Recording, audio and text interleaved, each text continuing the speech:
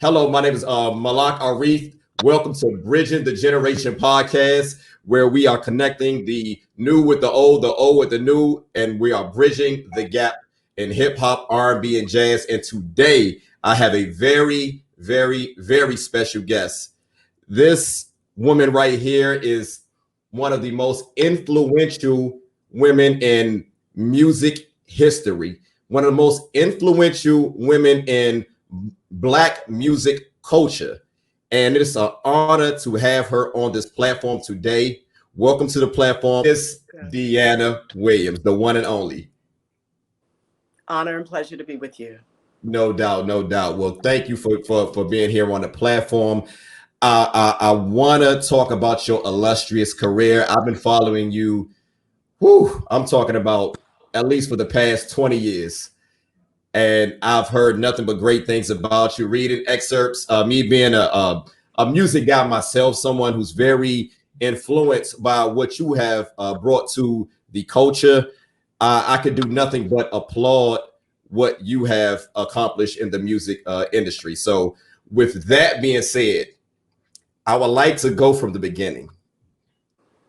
I would like to start from the beginning. You had so many things that you have done in your career. I can't touch on all of them. And I'm not going to keep you here all night, so don't worry about that. All good, all good. Well, I will start with Almighty God, because it's from God that all my blessings, the very life force I enjoy, start there. And then with my ancestors and my wonderful parents, George Williams and Nancy Vivas Newman, my mother and father, wonderful people, raised me. I'm an only child. So I was inundated with an abundance of love, of affection, information. My parents poured into me.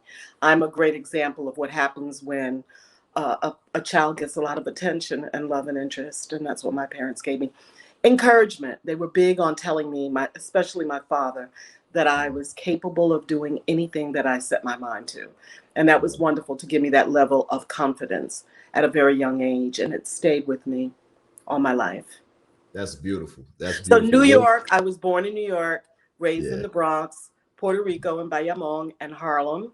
I'm a Okay. native New Yorker, and spent my formative teenage years in Harlem. I went to City College in Harlem for a period of time.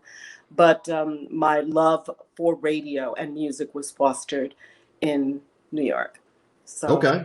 yeah. A Okay. lot of people think So I'm from Philly because I've been in Philly way longer than I was in New York, but that's okay. I take the association. I'm a Philly girl. My mother told me some years ago that I was conceived in Philadelphia. okay. So So I, so I'm a so Philly in girl. Philadelphia. Okay, I know that's right. I know that's right. I So claim so Philly too. so is Philadelphia your home currently? Yes, I lived Okay. in New Orleans and Philadelphia for 20 years. I had a home in Treme, one of the oldest Black neighborhoods in the United States for Black people, Okay. 2 blocks from Congo Square in the heart Mm, of downtown New Orleans. I lived there for a long time, but I gave up my place last year, and I'm a full-time resident of Philly. okay. Okay. Now I'm here. I'm out of Washington D.C.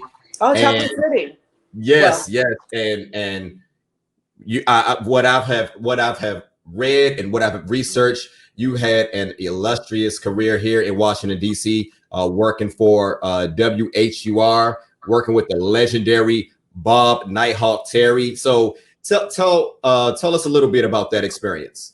Well, I started my radio career in New York at WBAI, which is a Pacifica listener supported free radio station. I wasn't compensated, but the pay I received was the opportunity to be on the airwaves in New York, in my hometown. So I started in the number one market.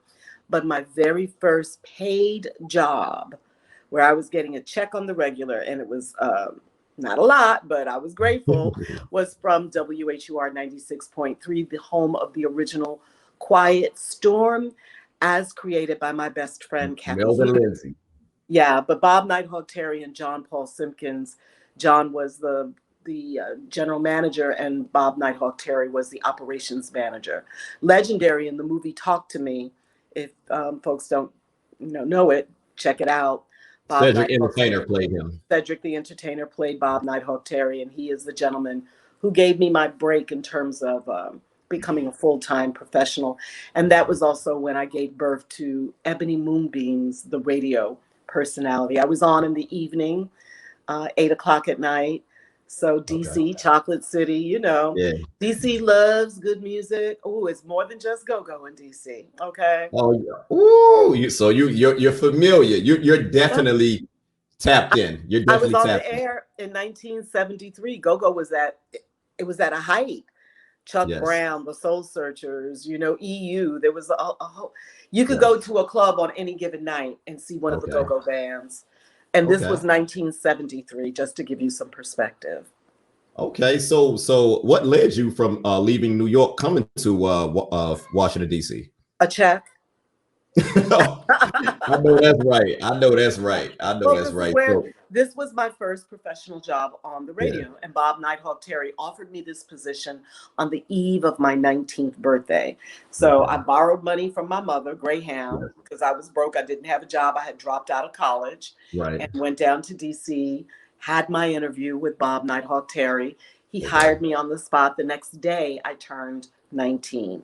Okay. So yeah, it was a goal that I had set for myself to work on the Right. radio full time, to work in No New doubt. York, to work in television, to fall in love and Mhm. have babies.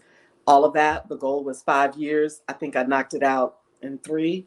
No But doubt. yeah, so WHUR holds a very special place in my heart, my life, my career. And it's where I met my bestie, Kathy Hughes. So Okay, yeah. okay, and I want to touch on that a little bit later. So with you being a on-air personality in Washington D.C., what were a woman on-air personality in Washington D.C.? What were some of the challenges? Because to my recollection and to my knowledge, there was not many women radio personalities. So talk about that. Well, the first woman at WHUR, her name was Alfie Williams. She doesn't some reason she doesn't get a lot of acknowledgement, but she was literally the very first woman on the air there. And then there was a woman by the name of Diane Quander, who wound up being my housemate. She and I were on the radio together. Diane, to this day, remains one of my closest inner circle friends, and she became a songwriter. I was And just about to say, yeah, she wrote "Caught Up in the Rapture" for Anita Baker Nita Baker. with Gary Glenn. So yes, Diane, and then me. So I believe I was the third on-air personality. But great point that you make, because in the early 70s, there were very few women on the air, and certainly not like what you have now. In radio now, you could have a woman following another woman. It was unheard of No back doubt. in the 70s. Okay. So yeah, WHUR. So how was it working? Like I said, I'm from another. I'm around your son's age. So my knowledge of the legendary Petey Green and Bob Nighthawk Terry and Sonny and Jim, it comes from research. So how was it working with Bob Nighthawk Terry? Was he really like the character that was portrayed in the movie? He sure was. He was rougher than that. So let me tell you this. When I first started working for him, he would call me Williams. He had a military background, and it was horrible because here I was, and my boss, it was never Deanna. It was never, Miss Williams. It was barking. It was like, Williams. And it was like, you were like, and this was my first radio job. So, I Yeah. was kind of like walking on ice with my new boss, who was tough and rough. But after several months of that treatment, I'm a tough girl too. I'm from New York. I'm from the Bronx, Boogie Down Bronx, and I know Harlem, that. USA. We don't play that. I am Puerto Riqueña and Black and Irish. So I Yeah. was like, let's go, Bob Terry. And one day I mustered the courage, or I had just gotten frustrated. And I walked in his office and I said, I will no longer respond to Williams. It's either Deanna or Miss Mm, Williams. I Those know are your that's choices. And I turned around and walked out. He told me a few years later, when we were both working in New York, he was at WLIB, I was at WBLS with Frankie Crocker. He told me he knew then that I had a promising future in radio, and he wanted me to be tough because he knew that as a woman in the game, I was going to come across tough male bosses, mm, and he wanted me. He said he was so proud of me that day when I walked in, marched into his office and said, like, yo, this is how you refer to me from this point. And mind you, this was I was 19. I was a baby. 19. But I just wasn't having it anymore. So my mama Yeah, didn't raise me. She didn't raise me crazy like that. So I know that's yeah, right. I garnered his respect, and I Yeah. kept doing that throughout my radio Okay. career. I didn't have any Okay. problems with my male bosses. Okay, that's dope. And like I said, you were one of the first women on air personalities. Do you feel that nowadays, current 2020, that women have made that have really put a stamp as far as being making their mark in the radio industry? Do you feel like you're one of those pioneers, and where do you feel as far as where women stand today in radio? Well, first off, I stand on the shoulders of all the great radio personalities, male and female, the Georgie Woods and the Jimmy Bishops and the Mary Yeah. Masons and the Louise Williams Bishop and the Martha Jean the Queens. So first off, they were people before me, men and women, who did it really well. And I met many of those people as well. So it was a great inspiration for me as a young broadcaster. But I feel that now we were just the pioneers that opened the doors further. And as I said, there were people before me, so they put the key in the door and opened it and went through. And I Okay. just simply just followed their path. But now you Okay. have an abundance of women, as I mentioned earlier. It's nothing to have a woman doing morning drive and then midday and then afternoon drive. I mean, that was my last full-time gig earlier this year. I was doing full-time Right. radio afternoon drive Okay. in Philadelphia. So yeah, and Mm. when for anybody who is confused, has any doubt, women are bosses. We are multitaskers on a very high level. We have great capacity for a myriad of functions at one time. And you are definitely a testament to that. You're I definitely a receive testament. that. I So receive so that. so look, we're going to move forward. So in 1975, you end up working with Frankie, the legendary Frankie Cocker. Now 74, 75. Am I on point with the year? Yes, 75. Frankie Okay, Crocker called me on. 1975. You Yeah, was working. 1975. He Yes, you called are. me on the hotline in DC. I was doing middays at 96.3 WHUR in DC at Okay. this point when he called and he offered me a job in St. Louis. My mother went with me to check out the city and the station. And I remember my mother turning to me saying, "This city is way too small for you." Remind you, we were coming from New York and DC. My mother was like, "This is Yeah. not this is not what you are accustomed to." Right. So we Right. passed on St. Louis. Then he offered me a job in Chicago, and the owners of the station called me and said, "Miss Williams, we lament that we cannot afford to pay you what Mr. Crocker has offered you." And I was like, "Okay, so no Chicago." I was scared of the winters there anyhow. And then he called me back a third time and offered me WBLS in New York, which is what I wanted anyhow. It was on Right. my list of goals. And so I got to go back to New York. People that I had gone to school with were graduating from college, some of them, and they were like, "You have the job I want, and you're a college dropout."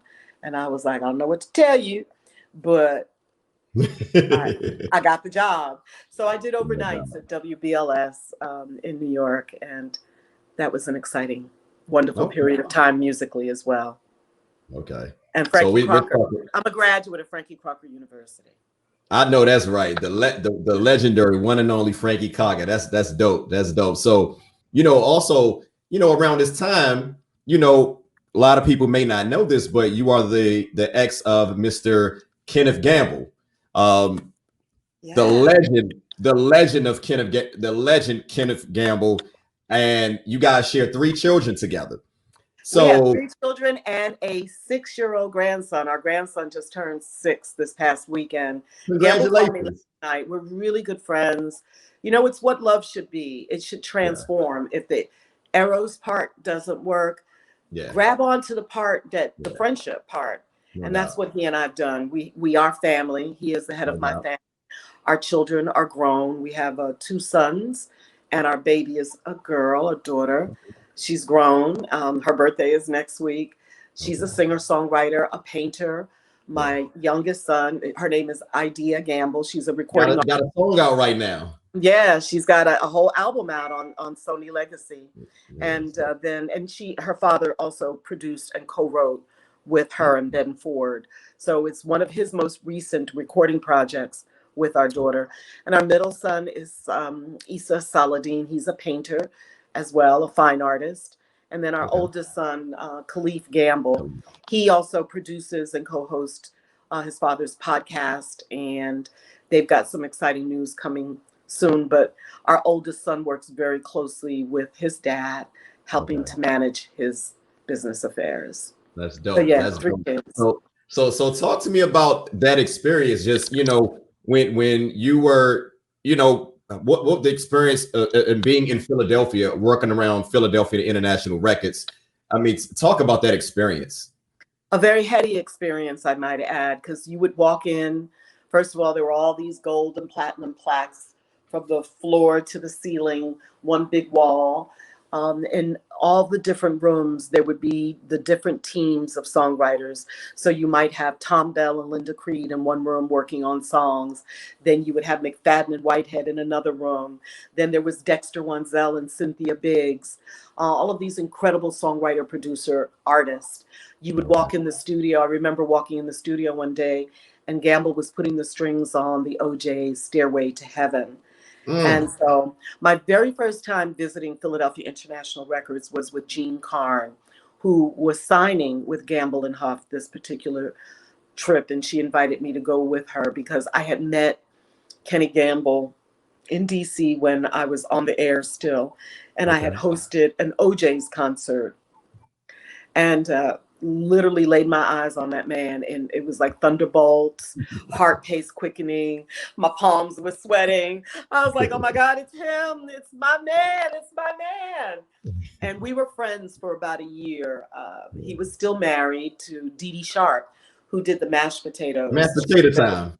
Yeah, she was a very Yeah. famous artist. Yes. But their marriage was it was in the tail end of their marriage Okay. and the beginning of our relationship and family. Okay. So yes, Kenny Gamble, who to this day is my partner in the establishment of June Black Music Month. That's So beautiful.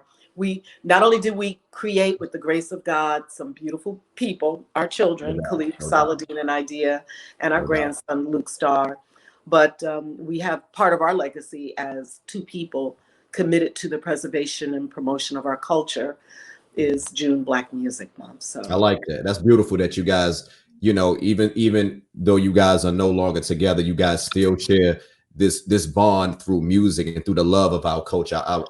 I really appreciate that, and this is I can do nothing but tip my hat to you guys for that. yeah, thank you. I appreciate and I received that. And I really love all those great love songs that he wrote Yeah. for me, for us, for our family. Now So it's hold on, Miss Williams. Now, which one can you give me one in sure. particular that that he actually told you was for you? My favorite song by the OJs is Darling, Darling Baby.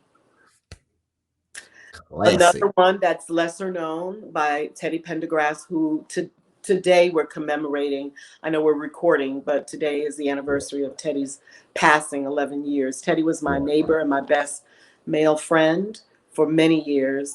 And it's a beautiful song called It's You I Love. It's on the live Mm, Coast to Coast album. yeah. It's a really, 1979.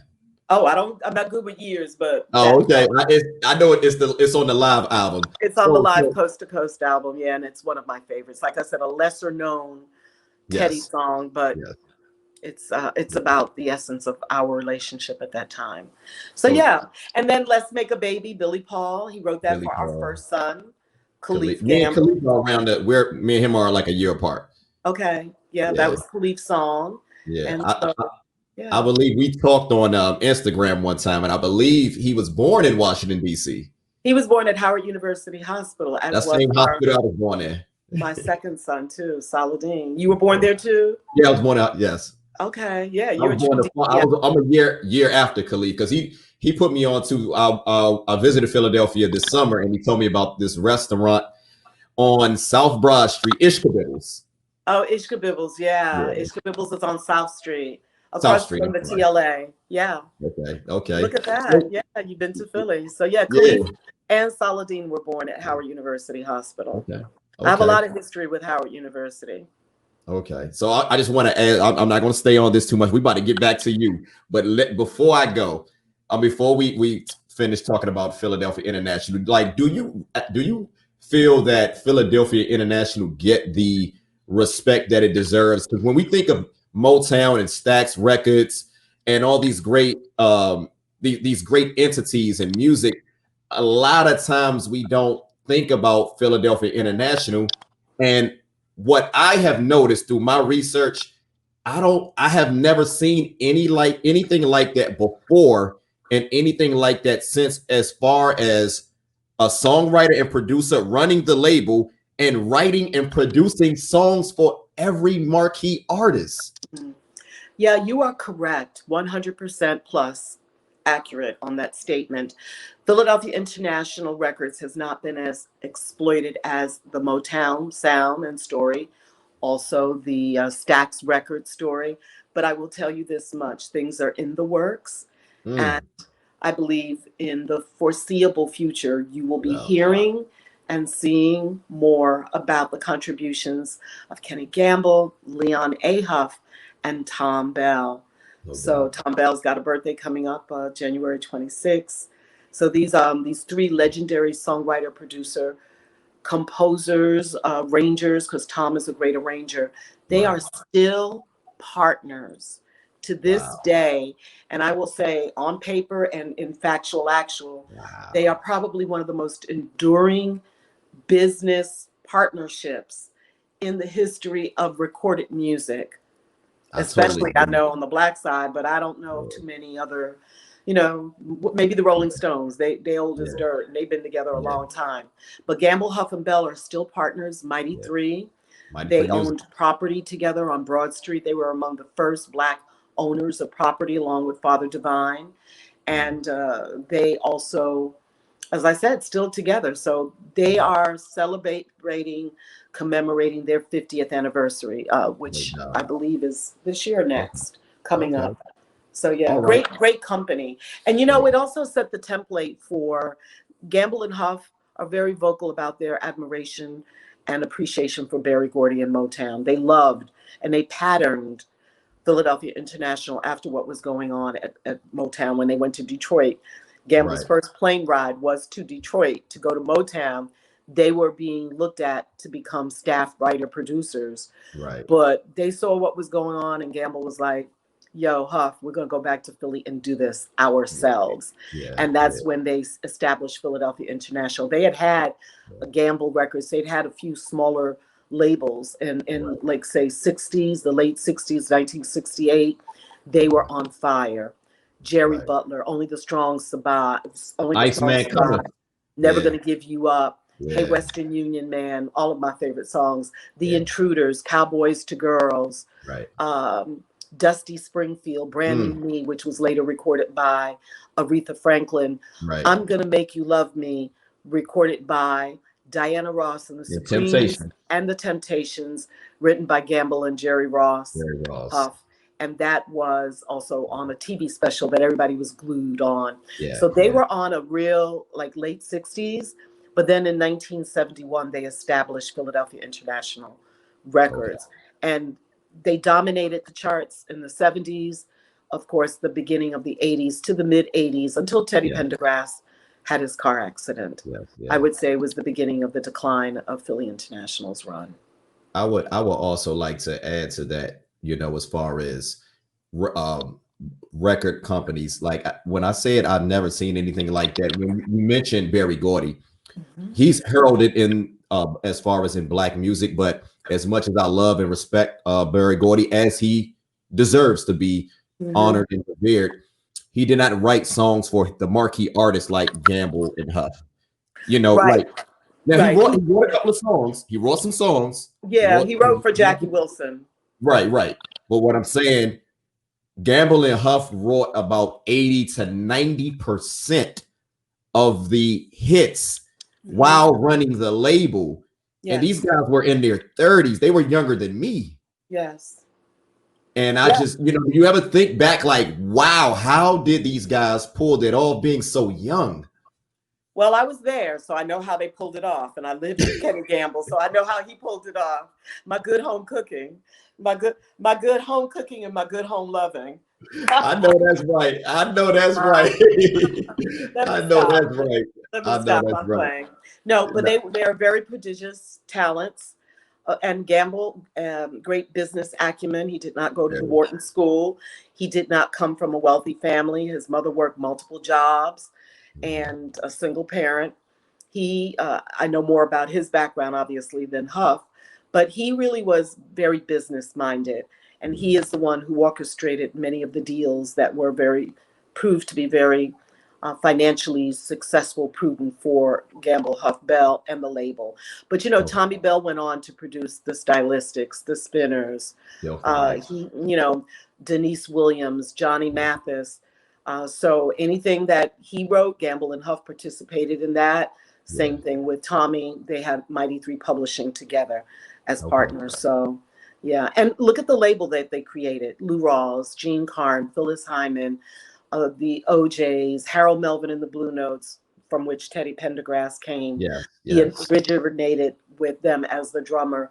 People's Choice, MFSB, Mother, Father, Sister, Brother, MFSB. which was the Now, house band. now hold McFadden on, Whitehead. Miss Okay. Deanna. Miss Yes. Deanna, hold on for a second. Now, Okay. this brings me, and again, I could talk Philadelphia all day, but I want to get back to you. But before we go, I have three names that I have three names I want to mention to you, and I want you to just give me a little bit of information or a little bit of your history with these three individuals. Okay. Now, the first one I have is Ronnie Baker. Great musician, backbone, much like the Funk Brothers at Motown. Ronnie Baker, part of the foundation of the music at Philly International. And I didn't have much of a relationship with Ronnie because I really, Right. my relationship was more with the artist, the Okay. producers, the Okay. songwriters, than the musicians, except for Earl Young, who to this day, the drummer. Yeah, because Earl Young was Baker, Harrison Young. They were, Yes. work Yes. really close together. Yes, Okay, okay. but Earl I was have also the drummer on a lot of the Gamble Huff sessions. damn near all of them. Damn him near, but and not what quite was all. it? Him Yeah. and Charles Collins, I believe. Mhm. Or Okay, so what's the next name? so the next name I have is Dexter McDougal. Did you have a relationship with him?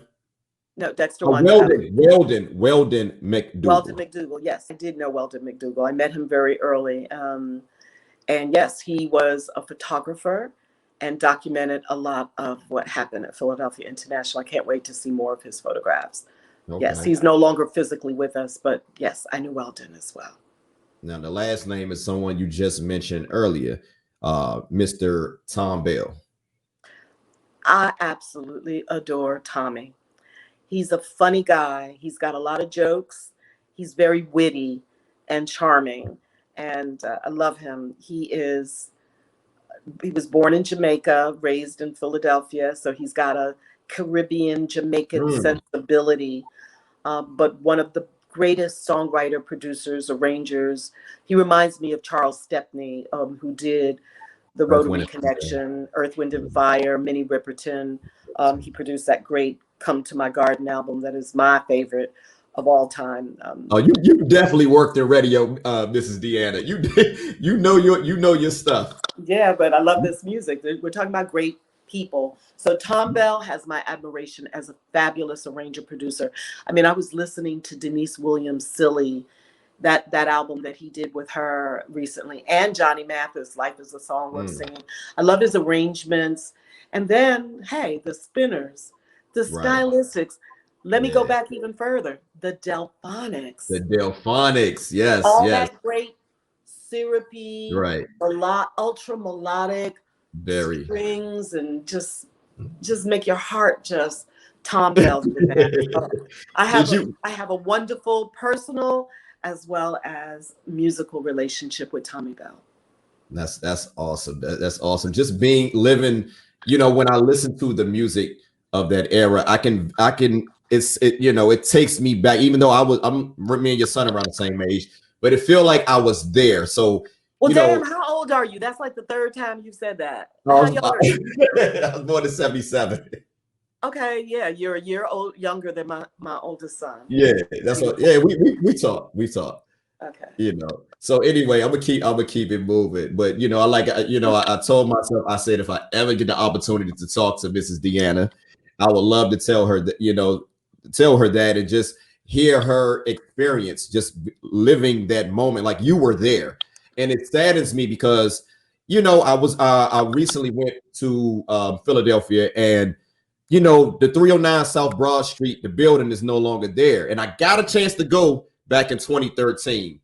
So, do you think that has something to do with maybe people not remembering Philadelphia International quite as well? Because old Motown has Hitsfield and Stax has, you know, Yeah, uh, no, but you know what? The thing is, I believe that people know Philly International. They just don't know it as we're saying Philly International.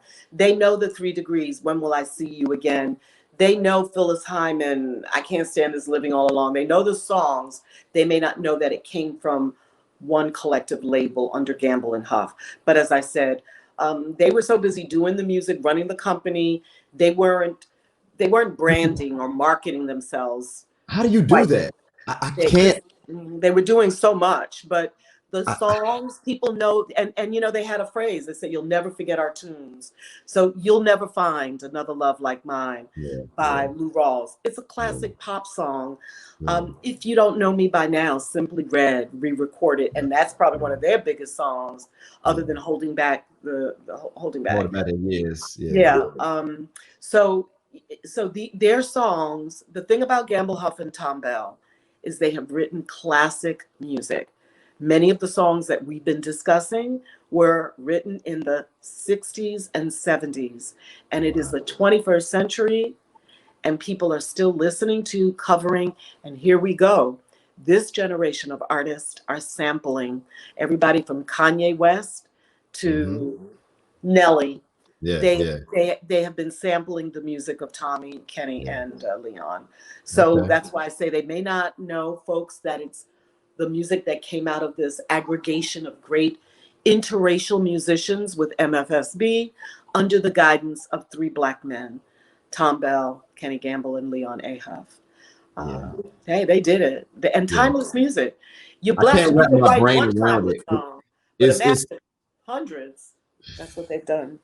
Yeah, yeah. That's amazing. It's just hard for me to still, years later, it's hard for me to just wrap my brain around what they accomplished. And when I look at the legacies of, you know, Barry Gordy and Stax Records, I just feel like Philly International needs to be at the top, because it's, as far as running a label and writing and produce, like, that's, I don't see how that's possible. Like, that's, Yeah, but we saw it but with Barry Gordy. Barry Gordy did it. Sam Cooke he had also Holland did Dozier Holland, and records. he had Holland Dozier and Smokey. Holland they were with Barry Gordy. They were staff writer producers, but Barry Gordy did it, and with a loan, a modest $800 loan from his family, he built an empire. And then, of course, went on to Yeah, direct films: Lady Sings the yeah, Blues, Mahogany with Diana Ross. I mean, he did things, and you have to look at the time frame. We're talking about the oppression of racism in America no and the doubt. civil rights movement. Barry Gordy was and also he had a spoken word label where he was recording the speeches of Dr. King. Mm.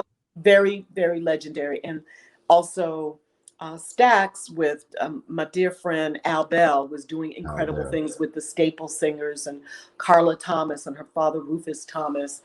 But Gamble and Huff, I think, established, I know for a fact, because Jimmy Jam and Terry Lewis remain my friends to this day, and they cite Gamble and Huff as their inspiration No as doubt. songwriter, producers, record company executives who also signed and identified lots of talent, like the Sounds of Blackness. We know what they did with Janet Jackson.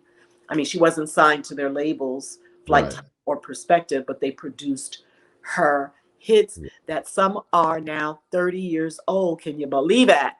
SOS Band and Alexander O'Neal, There you go, Sherelle. Sherelle. There you go. You know Yeah, your music. You know what you're yeah, talking about. Jimmy and yeah, Terry did all of that, but they were modeled. They yeah. modeled off of Gamble and Huff, as did Babyface and L.A. Reid. L.A. Reid. But they were musicians themselves, like Jimmy and Terry. They were more like Jimmy and Terry, because Jimmy and Terry, of course, were in the time with Morris Day and with Jerome Benton and Jesse Johnson and that whole aggregation, and under the guise of Prince. You know, Prince put together the time. So yeah, Gamble and Huff, Tommy Bell deserve to get a lot of credit. And I'm honored to know each of those gentlemen and to have been there when they recorded some of these amazing hits that are classics and will be so as long as human beings are on this planet. Global, galactic music.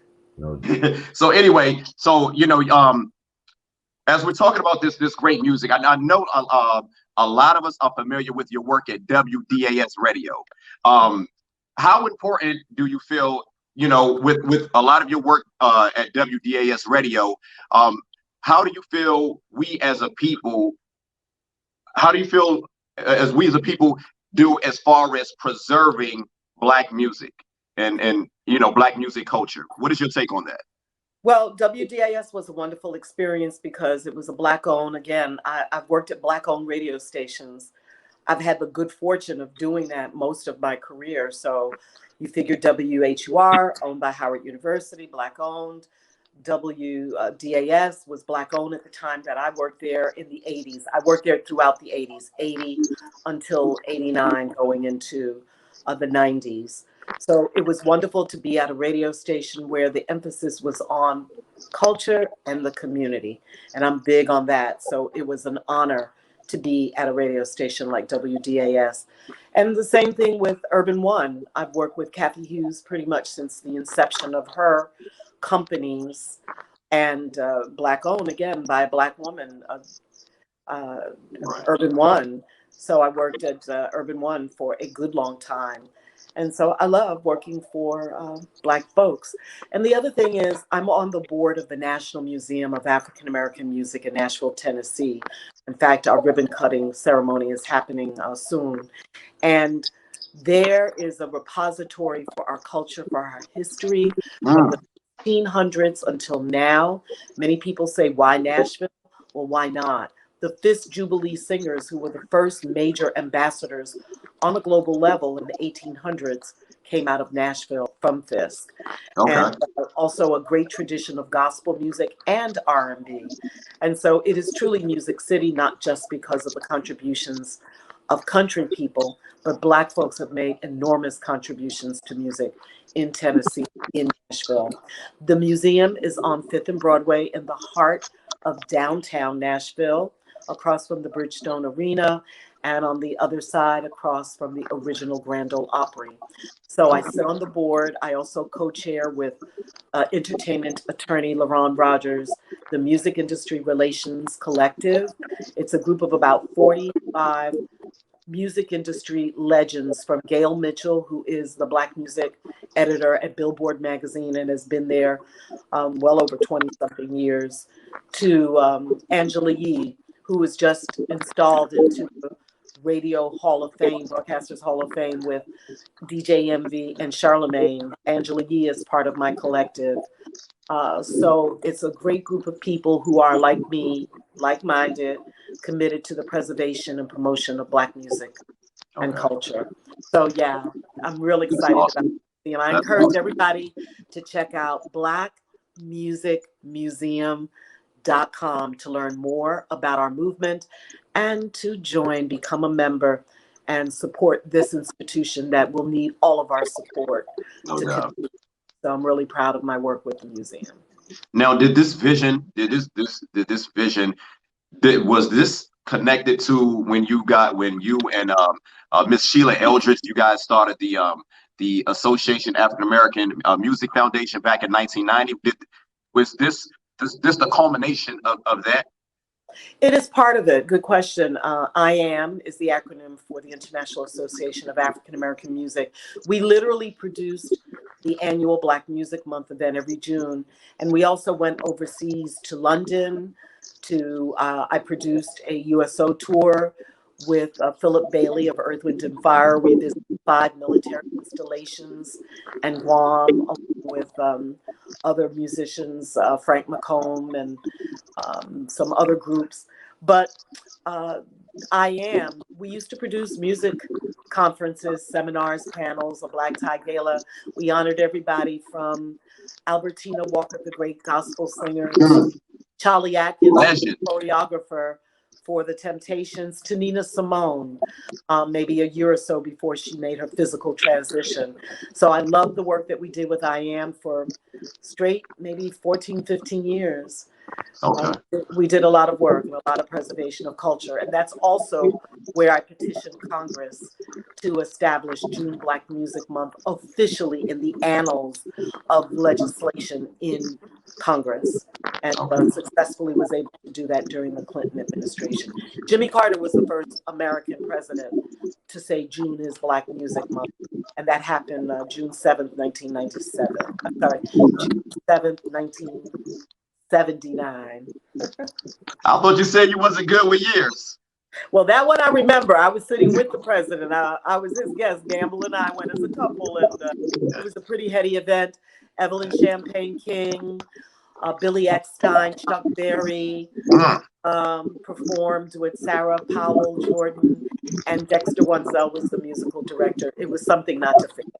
No doubt, no doubt, no doubt. So, you know, a lot of people also do not know that, you know, you work in artist development. So tell us a little bit about that and how long you have been working in artist development. I'm the CEO of Influence Entertainment. It is a media strategy company. I'm a celebrity strategist. I've worked with high-profile individuals such as Rihanna, Justin Bieber, members of the Dave Matthews Band, the Zac Brown Band, which is a country group. So artists in all genres, from heavy metal to hip hop, A$AP Rocky, T.I., all manner of artists. What I do is help collaborate with these individuals to develop their media personas, their brand. So I am honored that I'm in my 26th year as an entrepreneur, as a business person. I work for myself, worked for myself. And I have other coaches that work with me, Kay Fox, Sweet Sarah J, and Laia St. Clair also work under my company. People can learn more about our client and what we do specifically at influenceentertainment.com. So, you know, it's a very niche part of the business. I also work with actresses, just worked with Brave Williams, and she's an actress who was just, you can see her right now on Netflix on Love, I forgot what it's, love.com. And so all manner of CEOs of companies.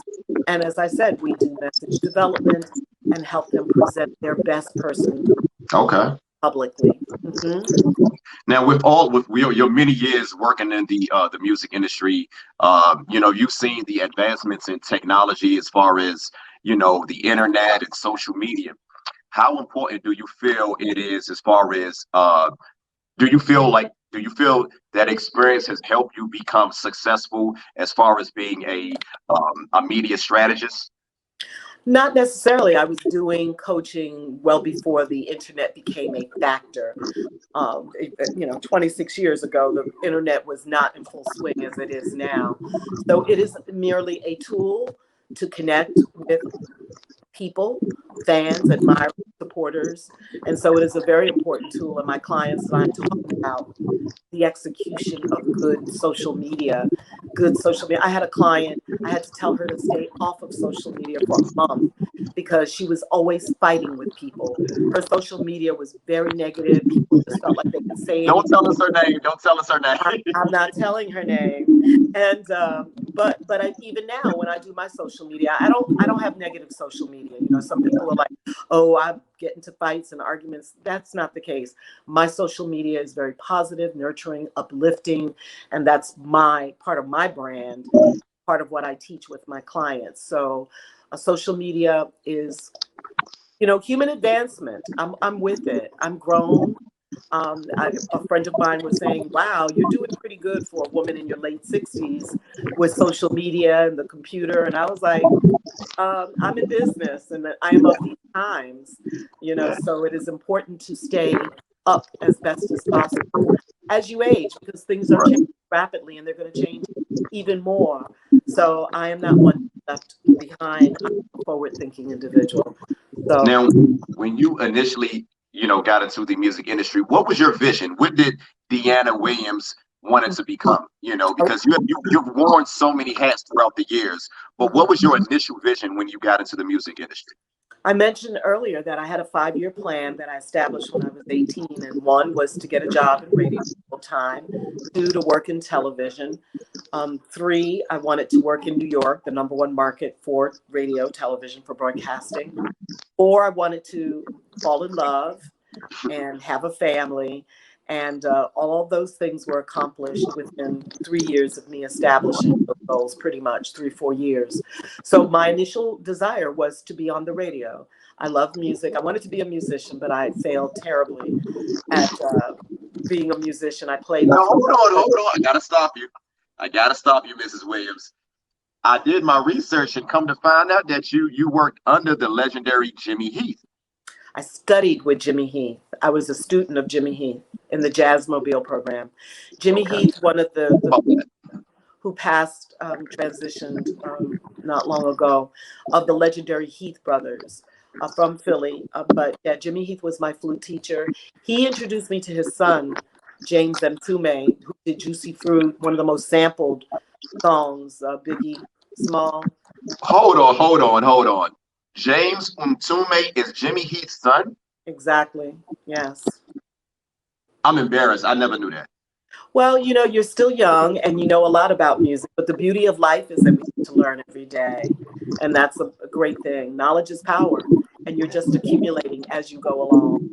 Yes, James Mtume, the son of Jimmy Heath. Okay. And my dear friend, he introduced me to Miles Davis. Wow. James Mtume introduced So me. which album we talking about? With On the Corner, Bitches Brew? On the Corner. On the Corner. That was very groundbreaking. Yeah. That whole era of Miles Davis. So Yeah. Being that you've been in the industry a long time, what are some of the challenges that you have seen as far as being moving around in the industry, and how you have overcame those things? Well, I'm good at challenges and overcoming, but some of the clients that I've worked with and some of the artists who I've befriended over the years, the ill treatment of songwriter artists, especially Black, not getting their prop dues financially or in terms of recognition. And so that's heart-wrenching. I remember I spent the afternoon with Little Richard years ago. This is back in the 80s when I was at WDAS. And he was sharing the stories of how, he just got ripped off. He wrote songs that he was not properly compensated for. So that has always been painful for me to observe and to see in our industry. In fact, I have, past year, 2020, I worked with 2 young ladies who created The Show Must Be Paused, Brianna Aguiman and Jamila Thomas. Okay. And these 2 sisters, remember when they were like blackout and everybody, it was, I believe, a Tuesday. Those 2 sisters, I'm big on mentoring. I'm big on passing on. I'm hearing like a lot of feedback. So, do you hear it? No, it's fine.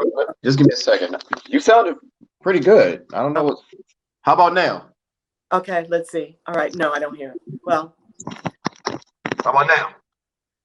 We'll see. Now I don't hear it now. Well, I don't know. Maybe a little more.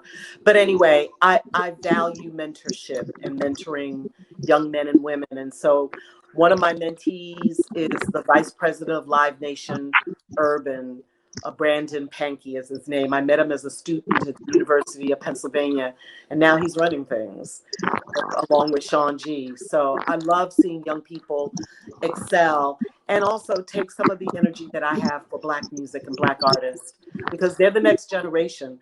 Like the other day, one of my mentees on the radio, her name is Jackie Page.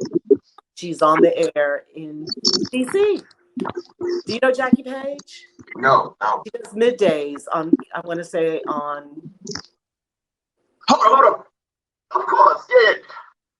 Yes, on, I believe, A Kiss of Him. Jackie Page is in DC, and I spoke to her the other day, and she's one of my young lady who was on the radio in New Bern, North Carolina. I met one of her line sisters in LA at a Grammy party, and she was like, "We talked to my girlfriend. She's trying to move up. She's really talented." And I gave her my card. Jackie reached out to me, told her to send me an air check. It was phenomenal.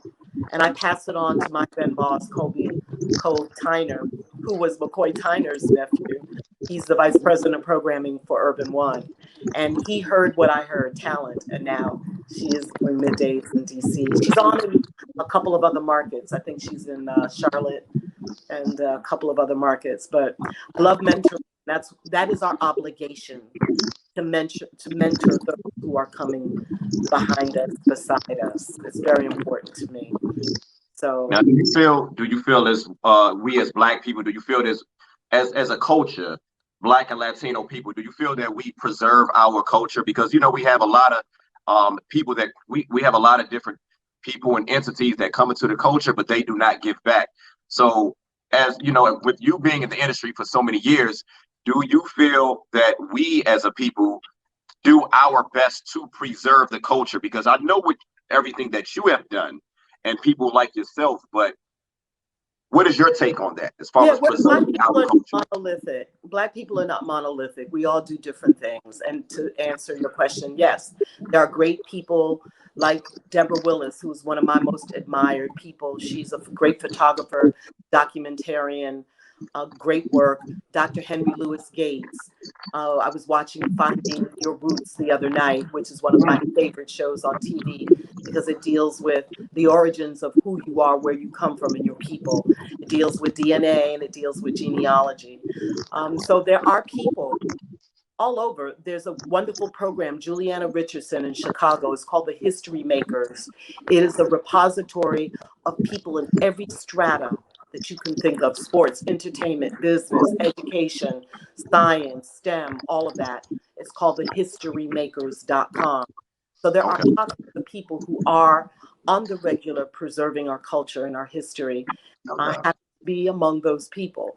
So yes, Black people, we are, however, a bit disenfranchised because of the nature of how we were captured, brought here, made to work for free. You know, when I was looking at footage of the Capitol revolt, the effort on the parts of some real negative people to tear down our democracy, I looked at the Capitol building and I said, that building, along with the White House, was built by free labor provided by Black people. Right. And we don't tend to think of it that way, but we should. So part of our issue, when we talk about preservation, if you don't know her story or his story, it's difficult to preserve when you're just trying to survive. You're not trying to look back. You're looking at right now where you are, trying to eat, trying to maintain, and moving forward. So, you know, it's a mixed situation. There are people committed to the preservation, the promotion, protection of the culture, and then there are others who could care less. Right. You know, when I think of like artist development, when I think of like artist development and what you do as far as artist development, do you feel like we need more of that as far as, you know, because we think of like Motown and, you know, a lot of record labels, they had that, and we don't have that as much. So do you feel like we need to bring that back as far as you know, incorporating that into the music hemisphere? Well, yes, you referenced Motown. The woman's name who did artist development there was Mrs. Maxine Powell. I literally flew to Detroit, had the good fortune, my friend Michael Dinwiddie, who's a professor at NYU and also a great theater creative, introduced me to Mrs. Powell. She's the one who did Etiquette for the Temptations, Smokey Robinson, the Miracles, the Four Tops, Martha Reeves and the Vandellas, all of those people. And the woman who succeeded her, her name, Suzanne DePass. Suzanne worked with the Jackson Five, and you also see her in the various movies. She worked with Mr. Gordy as his right hand, but did artist development as well. Not everybody gets it. Honestly, I have an opportunity to work with a label, and some labels hire me on the regular. My biggest client is Atlantic Records, Warner Brothers, Sony. I work with all the labels. So some publicists have budgets and are able to give me a sweet Sarah, who is one of my is Alaya K Fox. They have a budget to do it, but it is a kind of a dying art. But really, some artists really need it, and some don't get it, and some are just thrown out there and don't know how to talk about the art that they create or their lives that they're living. So I feel very honored when I have an opportunity. I call it a collaboration. When I have an opportunity to collaborate with an artist and show them best practices for discussing their life, what they do. So what inspires you, Miss Dyana, you know, at this point in your career? What inspires you to just continue to, you know, go forward and be, you know, transparent and be innovative? I'm inspired by Almighty God, my fellow human beings. I have some pretty dynamic, close, dear friends. I was talking to my dear friend, my best D'Angelo this morning about his new radio show on Sonos Radio. He curated over 500 songs, and I can't wait to, when I finish with you, I'm going to listen to him. But what inspires me? Creatives, people that have talent. I'm very fascinated by Gordon Parks was a good friend. I love people who are multi-talented, not afraid to delve into that. Some people would be like, oh, what do you do? Like, I used to get this a lot. You're on the radio, you're on TV, you produce events, you do this and that, because I produced the Marian Anderson Award and the Killing for the Performing Arts here in Philadelphia. I've done tributes to Berry Gordy, John Bon Jovi, Gandil and Puff, Patti LaBelle, Wynton Marsalis, last year, Kool and the Gang. So I do a few things. I do voiceover work. No day is the same. I don't engage in boredom because every day is different. For instance, earlier today, I'm working on a script and I was writing and searching for my script. So it was very exciting. I just turned the phone off and everything else and just focused on writing. And so my long-term goal was always to produce documentaries. And for the last, I want to say 13 years or so, been part of a show called Unsung on the TV One network, where I'm a commentator. In fact, I had the opportunity to co-exec produce the episode on Teddy Pendergrass, who was my borrow a cup of sugar neighbor. And I delivered the obituary at his funeral at the request of his wife, his widow, Joan. So I was real excited about that opportunity because my long term was always to do that, to produce content that documents our cultural and economic contributions to American and global culture. And that's what I will continue doing for the duration of my life. I'm committed to that. No doubt, no doubt. Well, Mrs. Dyana, it was an honor of having you here on the Bridging the Generation podcast. Words can't explain, you know, how much I appreciate, you know, all of your many contributions to the culture, to the music industry. And, you know, it's amazing, you know, just thinking about all the things that you've accomplished in your careers. It's amazing. How do you stay grounded? Just knowing all the things that you've done, what makes you grounded? God, my family, my friends, they won't let me be anything but grounded. And so that is important. I'm very clear on gratitude. I have an attitude of gratitude. I live and I'm present in each second. So I'm very grateful. I'm very proud of you as a young man who is using your platform, your time to bridge the gaps, to recognize what has transpired previously and how it impacts now and what's to come. You are the now and the future. And when we talk about preservation of culture and music, that's exactly what we're doing. So you are an ambassador. you're an inheritor of the work that I've been doing and that the people were doing that I met when I first got into the business. So I'm grateful to you for the invitation and the opportunity to share a little bit of my love of Black music. I feel the love radiating through through the screen, but I that words cannot explain. That really that was really touching, Mrs. Williams. Thank you, thank you. And you got anything else going on outside? I know you mentioned the museum. It's open, I believe, right? Well, we are opening. Our ribbon cutting is coming up. Mel Kell Jr. Day, Dr. Martin King Day, but the museum will be open, and I'm super excited because it's a $62 million project that's been in the makings over 20 something years. So for this to come to fruition, and I've only been involved the last 7 years or so, years. So I'm really excited about this because, like I said, it is the culmination of everything that I stand for as it pertains to our music. You'll see it in that museum. So I invite you to come to Nashville on the 18th. Tune in to blackmusicmuseum.com so you can see the ribbon cutting and everything else that we've got going on. So yes, come to Nashville, y'all. This is our museum. Black music created by Black folks, but American music for everyone and for the world. Okay. So blessings to you. Come through to Nashville and be on the lookout for more on the anniversary of Ken Campbell, Leon Huff, and Tom Bell's Philadelphia International Records. With Miss Williams again, thank you so much. Thank you so much, Mrs. Williams. Thank you so much. You take care.